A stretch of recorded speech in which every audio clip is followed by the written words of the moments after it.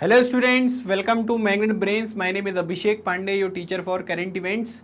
So Magnet Brains एक ऐसा platform है जहां पर आपको सभी क्लास सभी सब्जेक्ट के videos free of cost provide किए जाते हैं। इसका मतलब ये हुआ कि कुछ वीडियोस देखने के बाद ना तो आपको कोई सब्सक्रिप्शन लेना है, ना ही कोई पैकेज परचेज करना है, because best quality content best teachers के साथ आपको फ्री ऑफ कॉस्ट प्रोवाइड किया जाता है। आप मैग्नेट ब्रेन्स को फेसबुक पर, टेलीग्राम पर और इंस्टाग्राम पर भी फॉलो कर सकते हैं सो दैट कोई भी इंपॉर्टेंट अपडेट आप मिस ना करें। आज का जो हमारा ये सेशन होगा इसमें हम मंकी पॉक्स के बारे में बात करेंगे।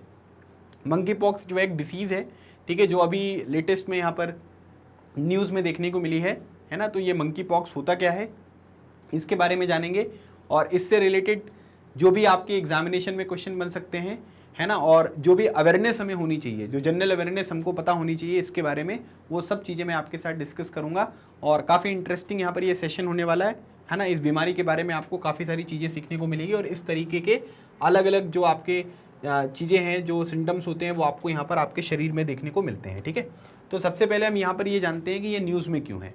तो रिसेंटली यहाँ पर क्या हुआ है कि यूनाइटेड किंगडम की जो हेल्थ अथॉरिटीज़ हैं उन्होंने यहाँ पर क्या किया है कि एक केस जो है मंकी पॉक्स का वो यहाँ पर कंफर्म किया है ना। मतलब कि जो मरीज वगैरह यहाँ पर आते हैं उनके पास, उनमें से एक मरीज में उन्होंने कंफर्म किया है कि भाई इसको मंकी पॉक्स यहाँ पर हुआ है।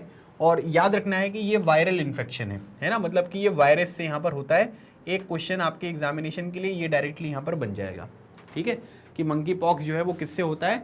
तो वो एक वायरल इन्फेक्शन है और ये जैसे चेचक होता है ना, जिसको हम स्मॉल पॉक्स बोलते हैं, है ना, जिसमें छोटे छोटे दाने हो जाते हैं शरीर में, तो उसी तरीके से अगर आप देखोगे तो ये एक वायरल इन्फेक्शन है।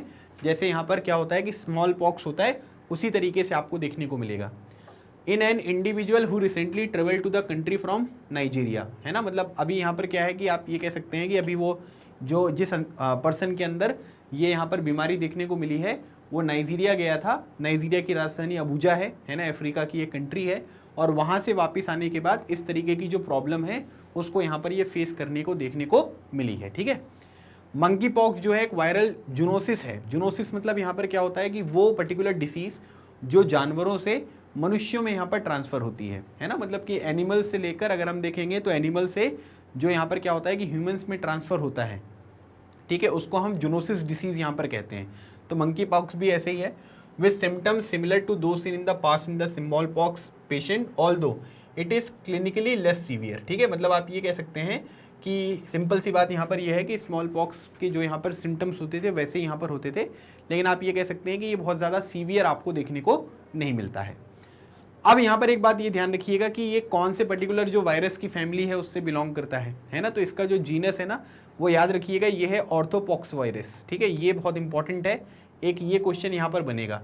तो जो ऑर्थोपॉक्स वायरस है उससे इसका ये जीनस आपको देखने को मिलता है, ये बिलोंग करता है। और इसमें और भी बहुत सारी स्पीसीज़ होती हैं, जैसे वेरियोला होता है, वेरियोला से जो है स्मॉल पॉक्स होता है। ठीक है, मंकी पॉक्स हो गया, फिर वैक्सीनिया हो गया, उससे बफेलो पॉक्स हो गया, काउ पॉक्स। इस तरीके की अलग अलग स्पीसीज़ हैं जो कि किस जीनस से बिलोंग करती हैं। ये ऑर्थोपॉक्स वायरस जो है उससे यहाँ पर बिलोंग करती हैं। तो मंकी पॉक्स जो है वो भी इसी कैटेगरी में आपको देखने को मिलता है। ठीक है, तो ये पॉइंट आपको ध्यान रखना है। अब मंकी पॉक्स जो है वो होता क्या है ना, ये आप समझ लेते हैं। तो मैंने आपको बता दिया कि वायरल जूनोटिक यहाँ पर डिसीज़ है और ये बेसिकली जो ट्रॉपिकल रेन फॉरेस्ट होते हैं, एरियाज जो सेंट्रल और वेस्ट अफ्रीका का है, और मतलब आप ये कह सकते हैं कि वहाँ पर आपको देखने को मिलेंगे, है ना। मतलब ट्रॉपिकल रेन फॉरेस्ट का मतलब ये हुआ कि जहाँ पर बारिश वगैरह बहुत ज़्यादा होती है, बहुत घने जंगल होते हैं, वहाँ पर इस तरीके की बीमारी होती है सेंट्रल और वेस्ट अफ्रीका में। और कई बार यहाँ पर क्या होता है कि जो दूसरे रीजन्स होते हैं, जैसे अभी यूनाइटेड किंगडम में आपको देखने को मिला, तो वहाँ पर भी इस तरीके की चीज़ें ट्रांसफ़र हो जाती हैं।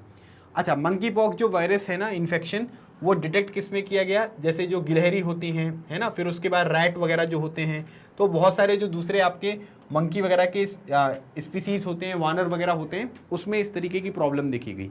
अब यहाँ पर क्या होता है कि मंकी पॉक्स जो है ये मंकी पॉक्स वायरस से होता है और member of the orthopox virus genus in the family poxviridae. ठीक है, तो ये मैंने आपको ऑलरेडी बता दिया, याद रखिएगा, ऑर्थोपॉक्स वायरस जीनस है और फैमिली जो है वो कौन सी है, ये पॉक्सीवेरिड जो यहाँ पर फैमिली है इससे बिलोंग यहाँ पर करता है।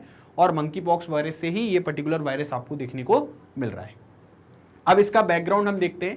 देखो, सबसे पहले अगर आप देखोगे तो मंकी पॉक्स वायरस जो यहाँ पर डिस्कवर किया गया था वो 1958 में किया गया था और उसमें आप ये कह सकते हैं कि मंकीज़ में ये देखा गया था और रिसर्च के लिए उन मंकीज़ को रखा गया था कि भाई इनके ऊपर कोई रिसर्च करेंगे। लेकिन उनको यहाँ पर इस तरीके की प्रॉब्लम देखने को मिली क्योंकि ये मंकी में इस तरीके की प्रॉब्लम थी, इसलिए इसको नाम हमने क्या दे दिया, मंकी पॉक्स यहाँ पर दे दिया।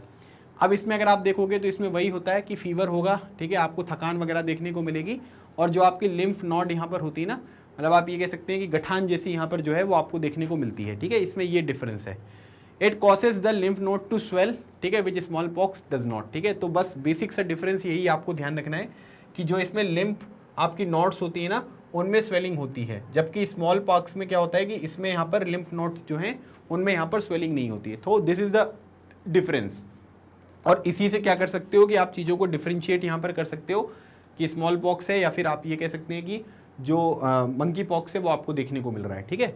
अगर लिम्फ नोड्स यहाँ पर आपको स्वेलिंग उसमें देखने को मिल रही है तो इसका मतलब वो मंकी पॉक्स है।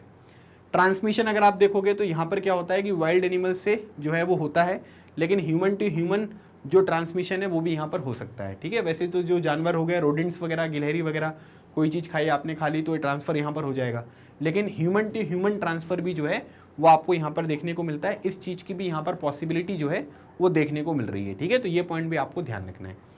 ह्यूमन टू ह्यूमन ट्रांसमिशन के बारे में बात करेंगे। जो पहला ह्यूमन टू ह्यूमन ट्रांसमिशन का केस था, है ना, वो कब हुआ था? वो 1970 में हुआ था, है ना। कहाँ पर? डेमोक्रेटिक रिपब्लिक ऑफ कॉन्गो, जिसको DRC बोलते हैं, ठीक है। तो उस टाइम पर क्या हुआ था कि जब स्मॉल पॉक्स को हम यहाँ पर समाप्त करने में लगे थे, उसी टाइम पीरियड पर ह्यूमन टू ह्यूमन जो ट्रांसमिशन है डेमोक्रेटिक रिपब्लिक ऑफ कॉन्गो में 1970 में देखा गया। अब उसके बाद यहाँ पर अगर आप देखोगे तो जैसे अलग अलग तरीके की चीज़ें होती हैं, है ना, जैसे रेस्पिरेटरी ड्रॉपलेट हो गया, ब्लडी फ्लूइड हो गया, कंटेमिनेटेड मटेरियल, है ना, जैसे बेडिंग वगैरह। तो इससे यहाँ पर क्या है कि वो चीज़ें जो है वो एक इंसान से दूसरे इंसान पे यहाँ पर ट्रांसफ़र हो सकती हैं। सिंपल सी बात यहाँ पर ये है कि अगर आपने साफ़ सफाई का ध्यान नहीं रखा, है ना, डायरेक्ट कॉन्टैक्ट अगर आप उससे करोगे तो इस तरीके के वायरस जो हैं वो एक इंसान से दूसरे इंसान में भी ट्रांसफ़र होने के पूरे चांसेस हैं। इंक्यूबेशन पीरियड के बारे में बात करेंगे, मतलब कि जब आपका इन्फेक्शन होता है और ठीक होने तक, है ना, 7 से 14 दिन तक ये प्रॉब्लम यहाँ पर रहती है, लेकिन ये 5 से 21 दिन तक भी यहाँ पर जो है वो हो सकता है। फर्टिलिटी रेट जो है वो बहुत कम है, लेकिन अगर आप देखोगे तो 10 में से 1 लोग की जो है वो डेथ यहाँ पर हो सकती है ना, मतलब इसका फर्टिलिटी रेट जो है वो इतना है। और दूसरी बात यहाँ पर क्या है कि ये यंगर एज जो ग्रुप है ना, जो छोटी उम्र के लोग होते हैं, उनको यहाँ पर फर्टिलिटी जो है वो ज़्यादा टारगेट करती है, ठीक है। तो ये थोड़ा सा हमको इसके बारे में भी जानकारी यहाँ पर होनी चाहिए।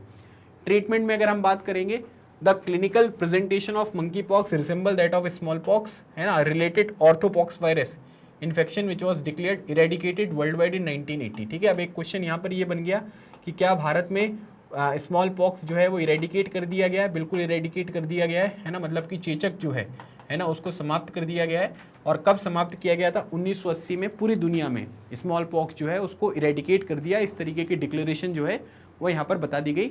तो उसी तरीके का जो मिलता जुलता यहाँ पर ट्रीटमेंट होता है ना, वो आपको देखने को मिलेगा। एक ये वैक्सीनिया वैक्सीन है, used during the smallpox eradication program was also protective against monkeypox, ठीक है। तो ये ध्यान रखना है कि जो वैक्सीनिया वैक्सीन है ना, ये स्मॉल पॉक्स के लिए भी प्रोटेक्टिव था, और अभी के टाइम पीरियड पर जो मंकी पॉक्स है उसमें भी यहाँ पर ये वैक्सीन लगाकर उसको प्रिवेंट यहाँ पर किया जा सकता है। और अभी यहाँ पर क्या है कि नई एक जो वैक्सीनिया वैक्सीन है उसका 3rd जनरेशन अभी अप्रूव किया गया है ना, for prevention of smallpox and monkeypox. Antiviral agents are also being developed, ठीक है। तो जो भी एंटीवायरल एजेंट वगैरह होते हैं वो भी बन गए हैं, वैक्सीन वगैरह भी अवेलेबल है, तो उससे ज़्यादा बहुत प्रॉब्लम होती नहीं है। लेकिन इस तरीके की जो डिसीजेज़ हैं, है ना, वो भी होती हैं, उनके बारे में भी हमको पता होना ज़रूरी है, ठीक है। तो ये हो गया भाई साहब आपका मंकी पॉक्स, जो आज के टाइम पीरियड पर थोड़ा न्यूज़ में था, जिसके बारे में मैंने आपके साथ डिस्कशन किया। तो कैसा लगा आपको ये सेशन? आप अपना फीडबैक और अगर कोई क्वेरीज होती है तो कमेंट सेक्शन में मेंशन कर सकते हैं। अगर आप करंट अफेयर के दूसरे मेरे वीडियोस जो मैंने आपको प्रोवाइड किए हैं उनको गो थ्रू करना चाहते हैं तो डिस्क्रिप्शन में आपको कुछ इंपॉर्टेंट लिंक्स देखने को मिलेंगी, आप उनको गो थ्रू कर लीजिएगा, ठीक है। तो आपको सब कुछ यहाँ पर एक सिस्टमेटिक तरीके से मिल जाएगा। अदरवाइज़ गूगल पर जाकर टाइप कर देना magnetbrains.com, तो इंडिया के number 1 100% free online education platform पर पहुँच जाओगे।